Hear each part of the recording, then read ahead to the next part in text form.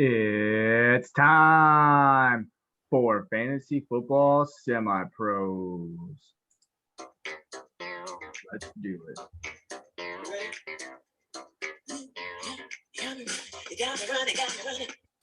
Welcome back to another episode of Fantasy Football Semi-Pros. I'm Brandon. With me again virtually is Ryan. Ryan, how are you today? Good, man. How about yourself? I'm good. How's the new Minecraft realm going? Not too bad. I got a little farm going. I was digging a hole, but I'm all near water, so I had to go underneath the water and just put a bunch of dirt so I could dig my stupid hole. Sounds like fun. All right. Well, this is our last episode of this season. So just so you guys remember, just so we know what's going on, we're going to go through this episode, recap our ESPN Pickem results, or DFS results, and then week 18.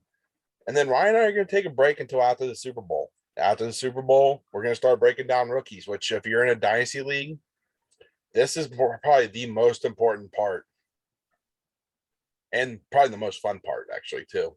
Yeah, who do we need to keep an eye on? Who do we need to know it's who we think is best available? And Barber, you know as well as I do. I called Cam Akers when he was before he even came out of college. You weren't the only one there, but I've caught a few running backs, not a whole lot of wide receivers or quarterbacks. So who knows? I will say I get pretty lucky. I think I draft the wide receiver as well as rookies. Well, this wide receiver class is pretty stacked, so. Well, yeah. But I mean, the last few classes, I think I've drafted them pretty well. Well, anyways, a lot of that I've been using other people's descriptions as well as a little bit of what research I'd done this year. I'm going more in depth, and I know Ryan is too. We're going to be watching film. We're going to be breaking these down for you guys. So, yeah, I got there. Like I just said, man, this wide receiver class is stacked. The running back class is deeper than you think it is, and probably what you've heard. There only might be 5 quarterbacks worth even gambling on this year. So we'll see. Yeah, this quarterback class, it's definitely not as good as last year. Most of them aren't going to be as good as last year's, but that's for a future conversation. Mm-hmm. So we'll go ahead and get to the ESPN Pickem result.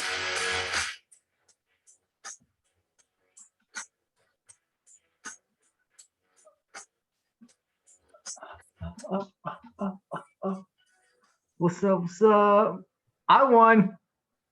Yes. I had the best overall record of the DFS.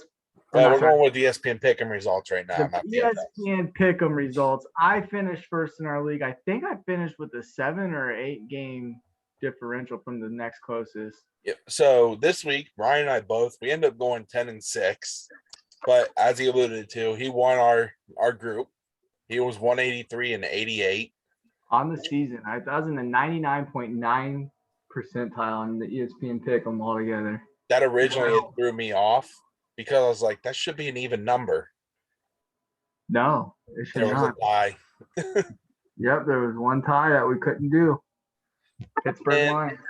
I finished just as well as him this week with a 10-6, but my overall record was 166 and 105. Yeah. As for Devin versus the Coin, they both went 8-8 this week. The Coin needed the Raiders to win to go 8-8, and it does so. Devin ends up with a 170 and 101 record. She beat you. She beat me, but as we said before, I started trying to differentiate myself, just trying to make some out there picks to try and make up some ground once you started pulling away. Yeah, I started out really hot. That's for then the Coin 136 and 135. Just think though, if the Lions would have somehow pulled off that upset, the Lions won yesterday. I mean, I'm talking about the Steelers game. Oh yeah. We would have to go back and look to see, but that could have been the difference, man, because that's 136 and 135. That one game gave the Coin a winning record. Yeah. which is amazing at that point. It's amazing that was as close to 500 as it was, because while coin should be 50-50, this is entirely different because it's just Yeah. that should be just heads and tails. Yeah. And heads and tails we know isn't determining the game. So I just thought it was crazy right there. Oh no, I agree 100%. That was pretty nuts. All right, and then we got our Week 18 DFS matchup, and I actually put these backwards, but I had the overall records correct, not the scores. Ryan won this week, 109.6 to 64.74. It was a bad week. Yeah, I mean, even the next closest guy in our league, he didn't even have 100 points. Yep. So that gives Ryan the overall win. 10-9, baby. 10-9, and I'm 9-10. Which is crazy because the last 2 weeks of the season, 17 and 18, I won our DFS. I was first overall in both of them. It was crazy. I don't know how I did it. I just got lucky, I guess. So from here, we're not going to keep a running tally on who wins, but we're going to continue this to the playoffs. So if you guys want to join, we're going to pick all the way to the Super Bowl. So feel free to join us each week on that still. Yeah. All right. Does the Pickem go into the playoffs? That's what I want to know. What'd you say? Does the Pickem go into the playoffs? Nope, it does not look like I don't think this one does, but if there is an option, I will look to set up like an ESPN bracket or something. So there is no Brandon's best this week. So we'll hit to the Week 18 recap.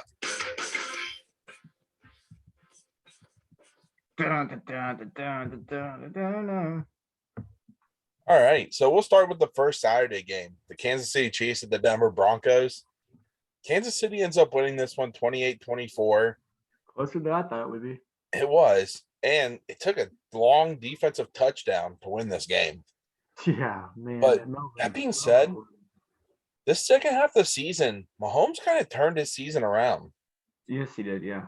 There was talk that he might have been one of the biggest busts of the year, and then he just starts playing like Patrick Mahomes again. Mm-hmm. And indubitably, I want to try to find this picture real quick that I took.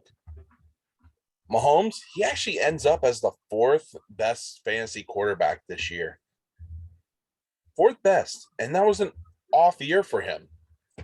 Damn, man.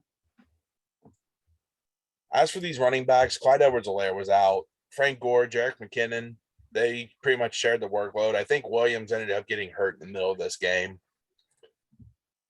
Tyreek Hill, he didn't play all that much, and I think he got injured a little bit during this game.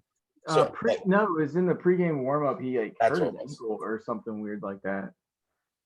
Which that led to Nicole Hartman, 8 receptions, 103 yards. This guy, he really only has value if Hill is not out there. Correct. They drafted him when Tyreek Hill, they weren't sure if they were going to have him when he was going through his legal troubles. But it'll be interesting once Hill's contract's up because the Chiefs, I think, are near their cap space, and he could be a casualty. Mm-hmm. As for the Broncos, this running back room, it's still a true split. Now, Melvin Gordon, he led the way, but it is just because he had like one long breakout run, but he also gave up the fumble that cost them the game. Yeah, and that sucks because you know they're probably not going to pick up his option or whatever, but he was having such a great game too.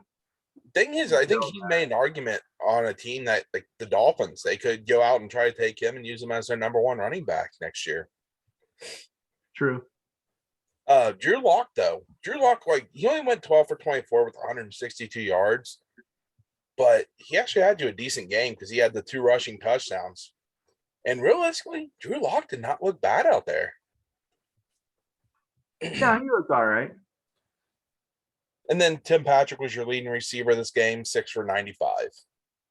All right. And then our next game, this game was boring. The Cowboys end up beating the Eagles 51-26. Dak Prescott had 5 TD passes this game.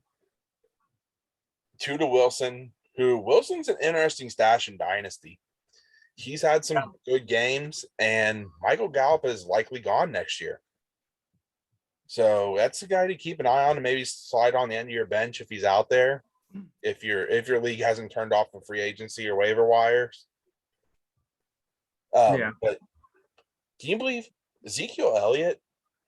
He still got over 1,000 yards rushing this year. That surprises the hell out of me, man.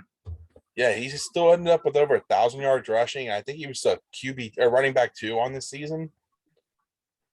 That's insane because I don't think he had a 100-yard game this entire year, did he?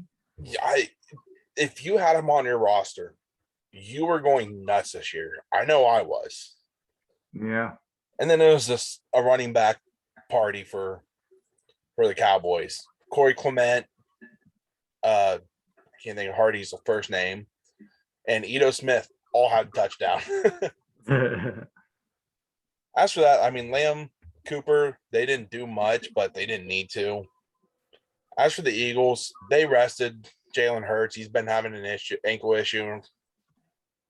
They played Devonta Smith just long enough for him to break the record for the Eagles for the receiving yards as a rookie. Really, there's not much to talk about there. Next game? Not really. Our next game, we had the Packers at the Lions, and the Lions pull out a 37-30 win. Who saw that coming? Oh, yeah, I did. The Packers, they did play about half the game for their starters. Rodgers ended up with 14 completions on 18 attempts for 138 yards and 2 TDs. Oh. Realistically, I do think he's going to be the MVP of the year, which would be great for me because I have some nice bets on that one. Fair. Jordan Love, though, he came in. He didn't look great. He ended up with 2 interceptions and a fumble against the Lions.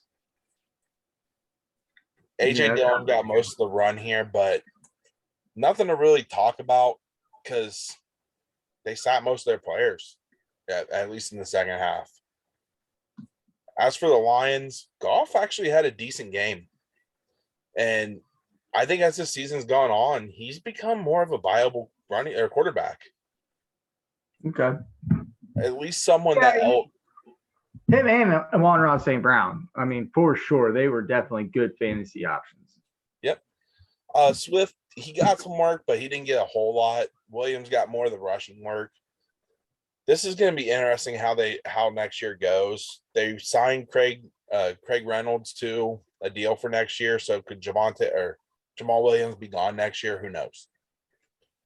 But we'll see. Time will tell. Amon-Ra St. Brown, this guy, he might be legit.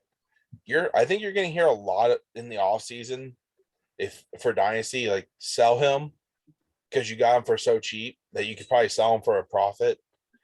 I don't think I would hold on. Yeah. All right. And then our next game, the Bears and the Vikings. Oh, yeah, I forgot about the coaches were fired. Before we get that, the Broncos, they did fire Fangio, so they're going to be looking for a new head coach. I did hear something that they requested to interview the Packers offensive coordinator. So I wonder if that means they're going to try to make a play at Rodgers next offseason, the Broncos. I don't know. Maybe. Yep. And so as of the Bears, yes, both coaches have been fired, as well as the Bears GM Pace. Which is a shame. Zimmer's actually been a really good coach there. He just hasn't had much luck these last 2 years. I wonder if Chicago is going to be like, hell yeah, we'll take you. You're a defensive-minded coach. Chicago loves great defenses. Let's do it. I don't know. I've heard things like Harbaugh from Michigan could be one of the guys. It's going to be interesting on what goes on there. Andy Dalton started this game. He didn't look great. He gave up 2 interceptions, but he did have 325 passing yards and a TD. David Montgomery, he's about the only guy that you could have started consistently, and possibly Mooney on this team. Yeah. But I do think better days are ahead if you get somebody that can develop field better. Right. A more quarterback-minded coach. As for the Vikings, I mean, Kirk Cousins, he's been a very good quarterback this year. I think he finished 14th overall fantasy football wise. 11th. Okay, so it just hadn't updated yet.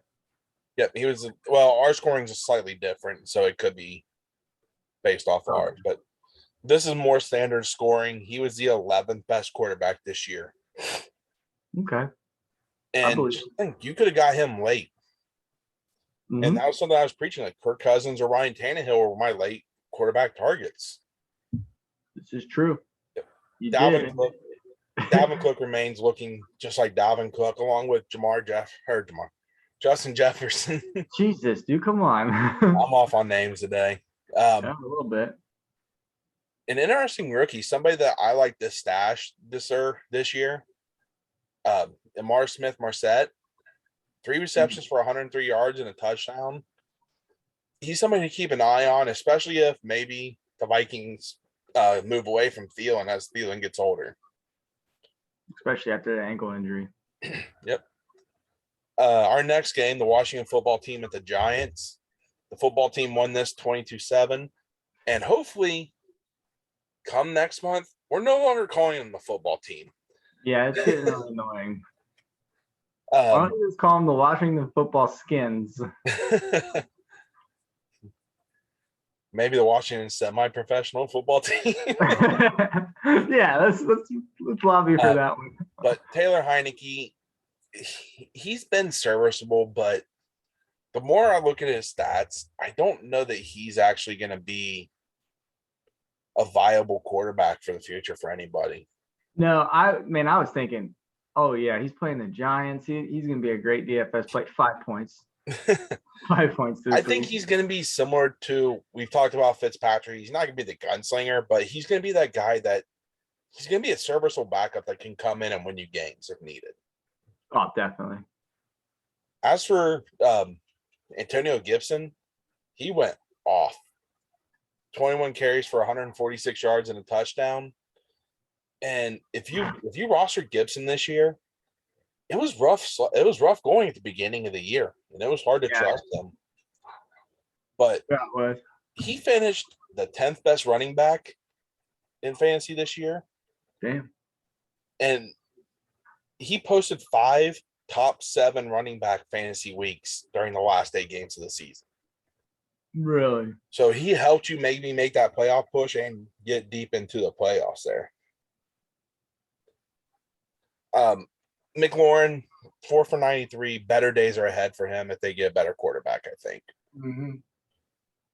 As for the Giants, not a lot to talk about here. Saquon Barkley had a rough game, and he's going to continue having rough games until they get a decent line and quarterback around him. I do think Daniel Jones is probably back next year, but he's probably on a short leash. I mean, with this quarterback class coming in, if you don't have a top 7 pick, maybe you're probably not going to get a quarterback. Last mock I saw, they weren't letting a quarterback go until like 12. Oh, really? Okay. Yeah. Well, that's kind of surprising to me, but I figured some of those things. You got to think. I mean, the Lions have Jared Goff, Trevor Lawrence. Yeah, I guess you're okay. There's not a lot of good quarterbacks though to take. Yep. Thing is, for the Giants, their GM retired after 4 seasons. Dave Gettleman. Now, I guess they are keeping Joe Judge as their head coach, though. Funny thing is, on what was it?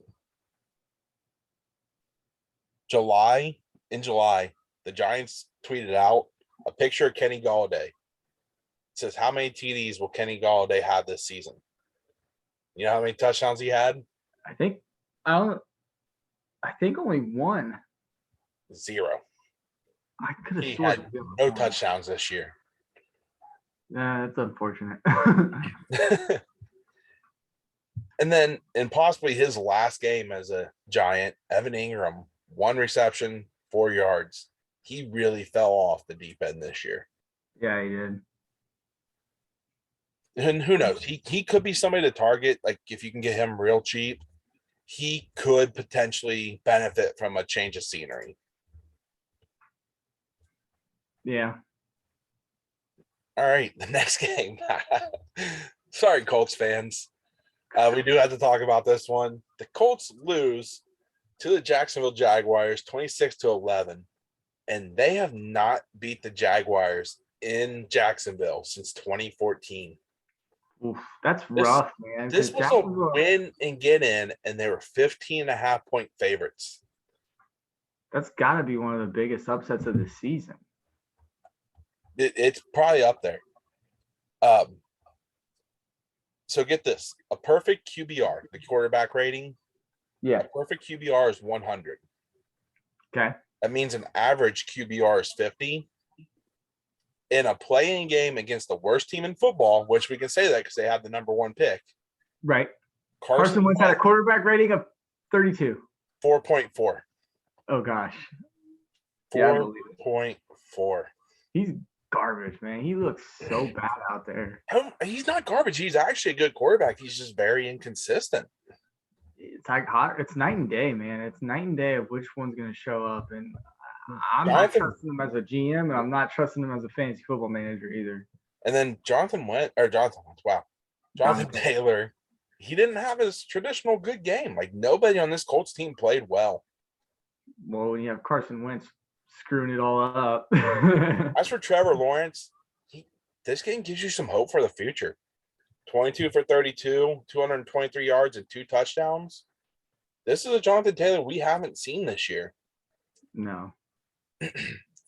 Right, Raquel Armstead, he actually was a leading rusher. He didn't have as many carries as Goombawale, but and then Marvin Jones, I think he was trying to audition for another contract or a contract somewhere else. He had 7 receptions for 88 yards and a touchdown. Yeah, it was a good game for him. All right. So next we got the Steelers at the Ravens, and Pittsburgh fans. As much as I hate to say it, congratulations on your playoffs. Yeah, man, everybody's hating. And it's like, okay, well, I want the AFC North to be represented, and the fact that we've got 2 teams in it's cool, man. So Pittsburgh wins this overtime game 16-13 against Baltimore. And the reason I don't want to see Pittsburgh in this playoffs is they're an unexciting team to watch. That offense struggles very badly. Yep. Ben Roethlisberger, 30 of 44, 244 yards and touchdown interception. But he just does not look good throwing the ball out there. No. Najee Harris, he didn't have a good game. And Benny Snell actually came in, split the carries with him. Chase Claypool probably had the best game of all the – well, no, Freiermuth probably had a better game, but Claypool did get a touchdown. This will be interesting to see how this team works out for next year. Who's the quarterback? Mm-hmm. Do they go young or do they try to sign a veteran? Hopefully, I really like Fitzpatrick. Hopefully he doesn't take another stab at it and go there. It's like a gap quarterback. Who knows? As for the Ravens, Huntley, he looked good in a couple games, but these last few games, he has not looked very good, unfortunately. Yeah, definitely not his best showings these last 2 weeks. And then Latavius Murray, he looked like a younger version of himself. 16 carries for 150 yards and a touchdown. But Mark Andrews, man, this guy, 8 for 85, no touchdown, but with 3 different quarterbacks this year, he's been very good. He's been untouchable at the tight end position. He might have been tight end 1 this year. The crazy thing with Mark Andrews, he's been in the league for 4 years now. Okay. Each year, his snap percentage has gone up. In 2018, he played 35%. 2019, 44%. 2020, 65%. And then 2021, 75%. His routes run have also gone up. In the same time frames. 274, 295, 350 last year, and then this year, 623 routes. Holy cow. He's actually, I think he's made a strong argument to be the number 1 tight end pick next year. Possibly, yeah. I mean, yeah. All right, our next game, this one, I can be honest, I don't think I watched a single snap. The Bengals at the Browns. Browns win this one 21-16. I started watching it. I won't lie. But then I was like, okay, this game's kind of boring. Nobody, there's really no implications to this game. I'm not going to watch it. Yep. And actually, there was some fantasy implications. If you were playing in week 18 or DFS, which this really did hurt me, Samaje Perine had no offensive snaps yesterday. Yeah, I was not expecting that at all. It was everything was out there saying he was going to be the lead back. They went with Travion Williams and Chris Evans. Yeah. Samaje Perine, he did play on special teams though. So he did play, just not offensively. That's so weird. And then they went out there. They got Chase 2 catches for 26 yards to get him the rookie record for the Bengals for receiving yards to break Chad Ochocinco's old record. Other than that,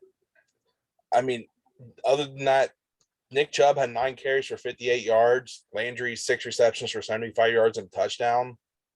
But it was mostly backups on both sides. Yeah, it was not an exciting game whatsoever.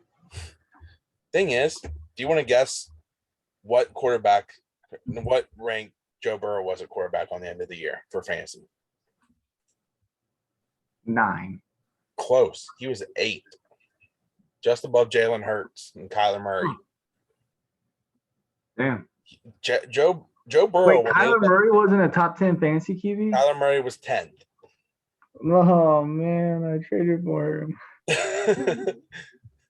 Kyler Murray was 10. Yes. Oh, who did you trade for Murray? Aaron Rodgers, Calvin Ridley. Aaron Rodgers was 5. I traded away Aaron Rodgers, Calvin Ridley, Clyde Edwards-Helaire. Well, in the end, didn't it bring you Taylor?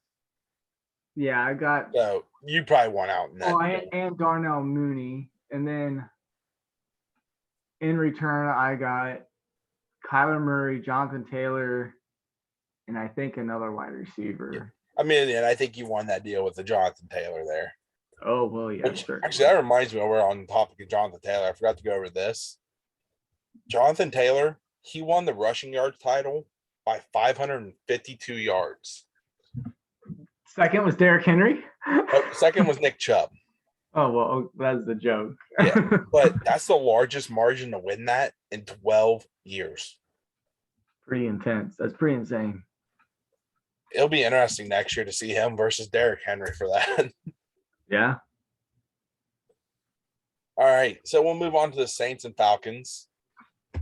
Saints won this game 30-20. Taysom Hill started this game but left early due to a Liz Frank injury in his foot. He's actually getting surgery now for that. Well, they're not in the playoffs anyway, so it don't matter. Trevor Siemian came in. He finished off this game for the win. But Kamara, 30 carries for 146 yards, 2 receptions for 16 yards. That's promising for next year. Made me happy that I played him in DFS. It'll be interesting to see who is the quarterback there next year.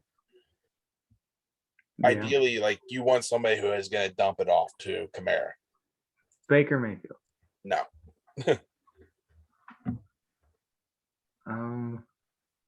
Ryan Fitzpatrick. Well, anyway, so for that game, other than that, I mean, there's not much to talk about on the Saints side. Nope. As for the Falcons, though, Matt Ryan had a decent game, but Cordero Patterson in the playoffs, he just fell off a cliff. Yeah. He ended up with 4 carries for 11 yards and 1 reception for 1 yard. You got to be thankful for him getting you to the playoffs, but if you played him in the playoffs, you probably struggled. Oh, yeah, you weren't getting much help from him, if any at all. Russell Gage could be the number 1 receiver next year for this team. Depends on what happens with Ridley, man. Depends on what happens with Ridley. Yep. Which there is some news that he might be traded. It'll be interesting to see there. Other than that, Kyle Pitts, 2 receptions for 8 yards. We mentioned he's had a very good year. Not fantasy-wise, but he's had a good year. Mm-hmm. All right. Our next game, the Jets at the Bills. And at one point, I think it was like halftime. I was like, man, Coons, this is a 3-point game. It did not And end that way. as soon as I said that, the Bills scored. This game ended up being a blowout. Zach Wilson looked bad for the most part. Completing only 7 of 20 for 87 yards. Michael Carter got some play. He had 9 rushes for 19 yards. Not much to talk about on the Bills side. Or not Bills side, Jets side. No, I mean, it was a pretty bad game all around. Yeah. As for the Bills side, Josh Allen, #1 quarterback for fantasy, 2nd year in a row. Yeah, and Will's trying to get rid of him. Singletary, though, he has seemed to take this job and, pardon the pun, run with it. Oh, that's so funny. It'll be interesting to see if they take a running back in this draft, though. Yeah. Stephon Diggs, 9 for 81 and a touchdown. Dawson Knox has been he's quieted off, especially since his injury, but he's an interesting guy to keep an eye on for next year at tight end. Yeah, I mean, he started off really well. What would happen if that hand injury didn't occur? You're right. So, and then Gabe Davis is an interesting name to keep an eye on for next year. He's not going to be the #1 there, but he very well could bypass Beasley as the #2. Mm-hmm. I mean, he's a good young wide receiver too. He's got good size, good hands, good speed. It was just I think it was just a matter of time. All right, our next game, we had the 49ers, the Rams. The 49ers won this game 27-24. Didn't this game go in overtime? I can't remember. Yeah. 40, yeah, it did. I think we had 3 different games going overtime this week. I'm only aware of 2. Did it not? I fell asleep last night at halftime. That game, the 49ers and the Steelers. Yeah, okay. I didn't know that the Raiders game went to overtime. I went to bed at halftime. I barely even made it. But Garoppolo, actually, he looked good in this game, and it would not surprise me if he's that veteran quarterback that lands somewhere next year. The Saints. Potentially. And then it looks That'd like be a good move, I think, for the New Orleans. Potentially. Elijah Mitchell, though, he seems to be that running back that's taking over that role when he's healthy. Mm-hmm. Deebo Samuel, this guy. Also, RB2, wide receiver 5. Yeah. eight rushes for 45 yards and a touchdown, 4 receptions for 95 yards. And then Ayuk had a good game, 6 receptions for 107 yards. And with most wide receivers, he was inconsistent this year. Mm-hmm. The thing to keep an eye on, though, is George Kittle. He did not do much throughout the end of this year. No, I remember offering up, I think, Alvin Kamara and a bunch of other things for TJ, or was it either TJ Hawkinson or Mike Gesicki for Derrick Henry and George Kittle and Emmanuel Sanders in our keeper league. And I'm so glad there was no response to that, because I think a week later Derrick Henry got hurt and I pulled the trade offer. I was like, nope, not doing it. In our keeper league, the same league you're talking about, I was offered Kittle and Henry. This was before Henry's injury, for Kelsey and I think Swift or Elliott. I can't remember which one. And I turned that down. And I'm glad I did, because Kittle has just not been good this year. No, he wasn't. Now, Stafford, he ended up with a decent day. He threw 2 interceptions. He has closed this season off weak. He's done a lot of interceptions. Yeah. But he still ends the year as the 6th best fantasy quarterback. It's crazy, because in that dynasty league that you invited me to last year, I have Rodgers and Stafford, and I think week 6. 12, whenever Stafford's bye week was, I put in Rodgers, and I was like, okay, and I just left him in there. Sony Michel carried the workload, but the amazing thing is Cam Akers got out there. It wasn't a good game by any stretch of the imagination. 5 carries for 3 yards, 3 catches for 10 yards. But just the fact that he got out there after that Achilles injury earlier this year, that part alone is amazing. Yeah, it is. And then Cooper Kupp, I think he solidified himself as wide receiver #1 in drafts next year. Oh, I believe so. 7 receptions, 118 yards, and a touchdown. Mm-hmm. And Higbee, he's another one of those inconsistent dart throw tight ends, 6 for 55 and 2.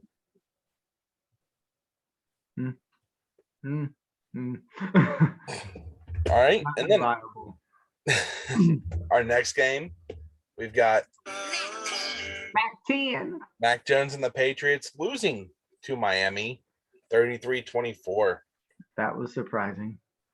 Which that kind of just messed everything. One of the other things that messed up everything in the playoff picture. Instead of getting the 5th seed, they ended up with the 6th seed because the Ravens won. So instead of playing the Bengals, they're playing the Bills. Yeah, but Mac Jones, he didn't have a great game. I saw something coincidental, but I found it kind of funny. Every team that Tua won against, the QB has an O in their name, in one of their 2 names. Every game he lost, the QB didn't. So they I just don't have to know have how an people O. see this and figure it out. So they just have to have an O in the name. Yeah, in either their first or last name.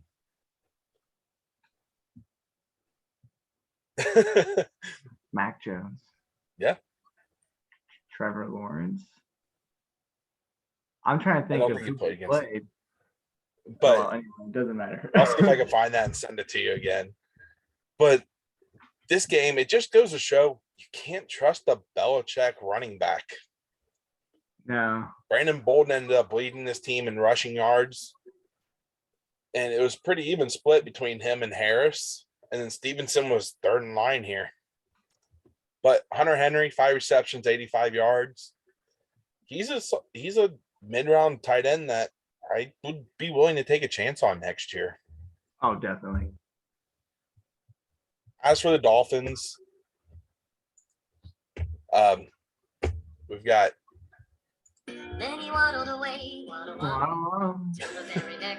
5 receptions, 27 yards, and a touchdown. He ended up having the most receptions as a rookie wide receiver in a season. For the Dolphins or league? In the league. Wow. Not just this year. I mean, he broke the record, the NFL record. Right. Do you know what it was? I can't remember off the top of my head. Still interesting. So I got a question for you. Okay. I'm going to give you 3 rookie names. I want you to rank them in. Actually, I'll give you 4. I want you to rank them in order on who you think scored the highest to the lowest in fantasy points. Per position, or are they all the same position? 2 different positions. Okay, so per position or just overall? Overall. Okay. So we have Jalen Waddle, Javonte Williams, Jamar Chase, Najee Harris. Waddle, Williams, Chase, Harris are your 4. I'm gonna say Chase was the highest scorer. Okay. Second, possibly I'm gonna say Waddle just because of the receptions numbers. Javonte Williams, sorry, and then Najee Harris. You got the first one right. I didn't get anything else right. Yep. Jamar Chase led with 304.6. He was wide receiver 5 on the year. The second one was Najee Harris, 300.7 points. He was running back 3 on the year. I was not aware of that. Jalen Waddle was 3rd with 245.8 points. I should have known because Javonte Williams splits time with Melvin freaking Gordon. Dang it. 205.8 points, putting him at wide receiver 13 for the year. And then Javonte Williams still put up 204.9 fantasy points. Mm-hmm. Good enough for running back 17. So Williams, even though he's in a time split, was still a running back too. I just thought that would be a little fun game to play here. That was a good one.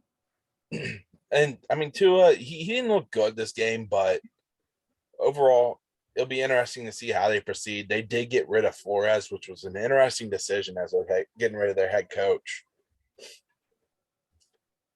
All right, our next game, we had the Seahawks at Cardinals. Russell Wilson, he looked like Russell Wilson of old. He's probably possibly auditioning for a new place next year. Yeah, quite possibly, man. Which stinks because he's been really good there in Seattle. And then Rashad Penny. Rashad Penny. He had a good game. Yep, he actually had a really good playoff for you. He ended up with 23 rushes for 190 yards and a touchdown. Tyler Lockett, he ended the season on a high note. Metcalf had a decent game, but it'll be interesting to see if Wilson is gone next year, what this team looks like, because these two relied on the strong arm of Wilson. Yeah, they did. Kyler Murray, he ended up with a decent game, 27 of 39, 240 yards and a touchdown, and he had the rushing capabilities, 5 for 35. James Conner, he had a really good game without Chase Edmonds there. It'll be interesting to see if they sign him for another year. And I think he looked good this year. But Zach Ertz, that was a huge in-season trade for them. And wouldn't be surprised to see if they give him an extension. Okay. Him and Murray had since day one had good chemistry. Yeah, I wonder if we're going to see some more two tight end sets coming out of Arizona. Oh yeah, Max Williams. Yep. All right, our next game we had the Panthers at the Bucks. Tampa Bay ran away with this one, 41-14. Yeah. You want to guess where Tom Brady finished on the QB ranks? 2. 3. Dang, that was my first guess. He set a new personal record for passing yards in a season at age 44. He had over 5,000 passing yards this year. And I don't know, I apparently the coaches tried to take him out. He refused to come out until Gronk reached his number of receptions he needed for his bonus. Nice. Which we saw him do something similar with Antonio Brown last year. He peppered him with targets to make sure he got the 7 he needed in that last game. Yeah. So he takes care of his own. Yeah, he takes care of his guys. But Mike Evans, 6 for 89. It'll be interesting to see what goes on with Chris Godwin here. He was playing on a franchise tag this year. And with a torn ACL, hopefully somebody takes a shot on him because that guy is an elite pass catcher. Yeah, he is. He's a great wide receiver. All right. And then our last game of the night. This game was it was really fun to watch, especially I could not stay up any later. I had stayed up on Saturday night because my sleep schedule was way off and I just needed to exhaust myself. And as soon as halftime hit, it was about 2 minutes left in the first half. I was like, I can make it. And I'm sitting there falling asleep. And I was like, okay, I'm just going to go to bed. So this game ended 35-32, another overtime game. But this game, and Collinsworth was talking about it a lot, saying like he could see a scenario where both of them just play overtime safely. Turns out that both teams end up hitting a field goal in overtime. Raiders had the ball, 2-minute warning hits. They run the ball a couple times. And then 38 seconds left or something like that. Chargers are like, okay, we're going to call a timeout. They call the timeout. Like, okay, let's do this. The Raiders it was never really specifically said, but there was some mouth reading that came out of it. And then the Raiders said they said that the timeout, like a couple of players said the timeout changed their way of thinking. The Raiders were willing to play this thing safe, run it out, and both teams make the playoffs. That timeout, they're like, no, you guys are gonna do this to us. We're gonna win. Yeah, you're gonna stop the clock for us. We'll take advantage of it. But Herbert, man, it's a shame we're not seeing him in the playoffs. 34-64, 383 yards, 3 touchdowns, 1 interception. But this kid, he can throw the ball. Yeah, he can. You want to take a guess where Herbert finished in quarterback rankings? 4. Second. Dang it. That was my first guess. I told you earlier Mahomes finished 4th. But this kid, he's going to be something special. He is fun to watch. Huh? Who finished fourth? Mahomes. Oh yeah. You said that earlier. God damn it. One was Allen, 2 Herbert, 3 Brady, 4 Mahomes, 5 Rodgers, 6 Stafford, 7 Prescott, 8 Burrow, 9 Hurts, 10 Murray, 11 Cousins, and 12 Tannehill. Wow. So your 2 late guys were 10 and 12. 11 and 12. Sorry, my bad. Yeah, but Austin Eckler, he had himself a good game here. Mm-hmm. And I think he set a record for most touchdowns for an undrafted player in a season. Really? Yeah, this guy is a special talent. Mike Williams, though, nine receptions, 119 yards and a touchdown. The one thing I want to say about this Chargers team, and it seemed like it wasn't until they hit 4th down when they would just convert. They converted like 5 4th downs in their last drive alone. That's crazy, man. Yeah, like I said, I didn't watch it past halftime, and I was barely watching because I was barely keeping my eyes open. Derek Carr had a decent game, 20 of 36, 186 yards and 2 touchdowns. But Josh Jacobs, towards this end of the year, he really helped take care of this team.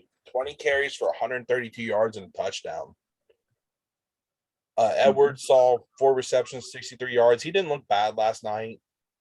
Waller, 2 receptions for 22 yards. And I think he even had a carry at one point. But Renfro wasn't the game you're used to, but he still produced for you. 4 receptions, 13 yards, and 2 touchdowns. Oh, well, that's efficient. Like I said, this was one of the most fun games of the week.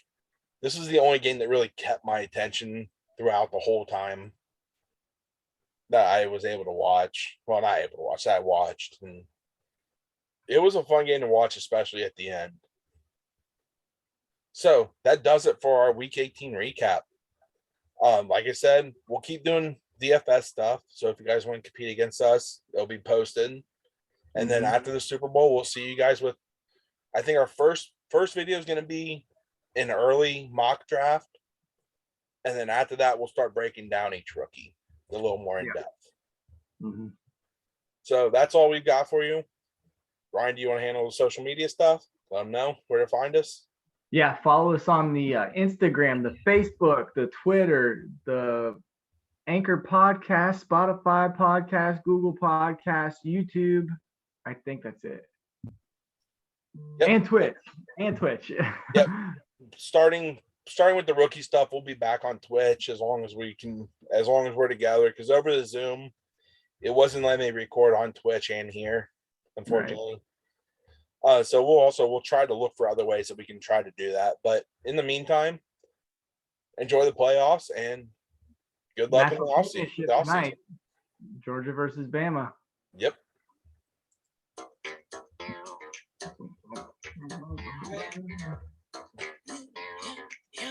You got me running.